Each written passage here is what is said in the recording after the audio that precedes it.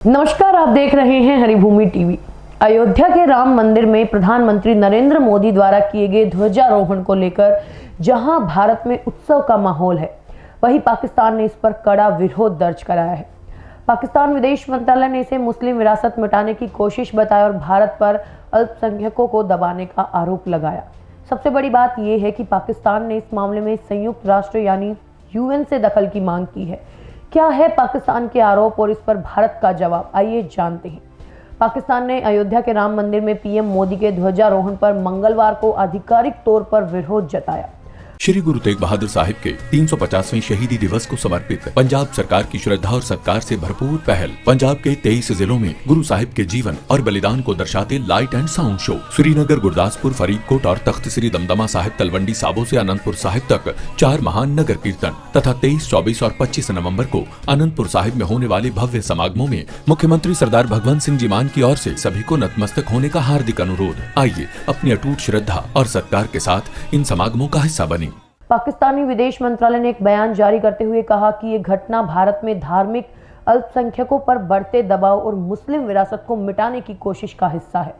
पाकिस्तान ने अपने बयान में जोर देकर कहा कि जिस जगह अब राम मंदिर बनाया गया है, वहां पहले बाबरी मस्जिद थी, जो कई सदियों पुरानी धार्मिक जगह थी और जिसे 6 दिसंबर 1992 को भीड़ ने गिरा दिया था।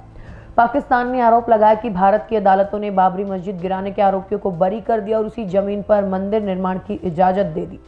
पाकिस्तान इसे अल्पसंख्यकों के साथ भेदभाव का बड़ा उदाहरण बता रहा है।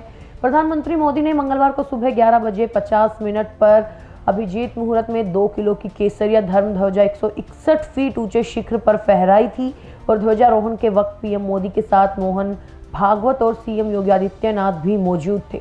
पाकिस्तान ने इस मुद्दे को अंतर्राष्ट्रीय मंच पर उठाते हुए कहा कि भारत में धार्मिक अल्पसंख्यकों, खासकर मुसलमानों पर दबाव लगातार बढ़ रहा है और पाकिस्तान का आरोप है कि भारत की कई ऐतिहासिक मस्जिदें खतरे में हैं और मुसलमानों को सामाजिक, आर्थिक और राजनीतिक तौर पर हाशिए पर धकेला जा रहा है। इसी आधार पर पाकिस्तान ने अंतर्राष्ट्रीय समुदाय से अपील की है कि वो भारत में बढ़ते इस्लामोफोबिया, नफरत और मुसलमानों पर हमलों पर ध्यान दे। पाकिस्तान ने संयुक्त राष्ट्र और अन्य अंतर्राष्ट्रीय संगठनों से साफ तौर पर कहा है कि वो भारत में अल्पसंख्यकों के धार्मिक स्थलों और उनके अधिकारों की सुरक्षा के लिए कदम उठाए। ये ध्यान देने योग्य है कि पाकिस्तान ने इससे पहले करीब 2 साल पहले 22 जनवरी 2024 को हुए राम मंदिर प्राण प्रतिष्ठा समारोह की भी निंदा की थी और भारत पर झूठा आरोप लगाने वाले पाकिस्तान में खुद अल्पसंख्यकों के साथ बड़े पैमाने पर हिंसा की जा रही है। अमेरिका की एक रिपोर्ट के मुताबिक 2025 की पहली छमाही में पाकिस्तान में अल्पसंख्यकों पर हमले और धमकियों की कई घटनाएं हुई, लेकिन वहां की सरकार ने दोषियों पर कोई कड़ी कार्रवाई नहीं की। पाकिस्तान में अक्सर हिंदू और ईसाई लड़कियों के जबरन धर्म परिवर्तन और जबरन शादी के मामले सामने आते रहते हैं, खासकर सिंध और पंजाब प्रांतों में। यहाँ तक कि 2023 में एक चर्च जलाने के आरोप में पकड़े गए 10 लोगों को भी हाल ही में अदालत ने बरी कर दिया और ये पाकिस्तान के दोहरे मापदंड को दर्शाता है, जहां वो अंतर्राष्ट्रीय मंच पर भारत को घेरने की कोशिश करता है, लेकिन अपने यहां अल्पसंख्यकों के अधिकारों का लगातार हनन करता है। वहीं राम मंदिर में ध्वजारोहण पर अंतर्राष्ट्रीय समुदाय से सकारात्मक प्रतिक्रियाएं भी आई हैं। भारत में इजराइल के राजदूत रूवेन अजार ने एक्स पर भारत को बधाई दी। उन्होंने लिखा कि ये सभ्यता के लिए बेहद महत्वपूर्ण क्षण है। तो ये थी अयोध्या में हुए ध्वजारोहण पर पाकिस्तान की प्रतिक्रिया और उसकी खुद की स्थिति। क्या पाकिस्तान के पास अंतर्राष्ट्रीय मंच पर इस मुद्दे को उठाने का नैतिक अधिकार है?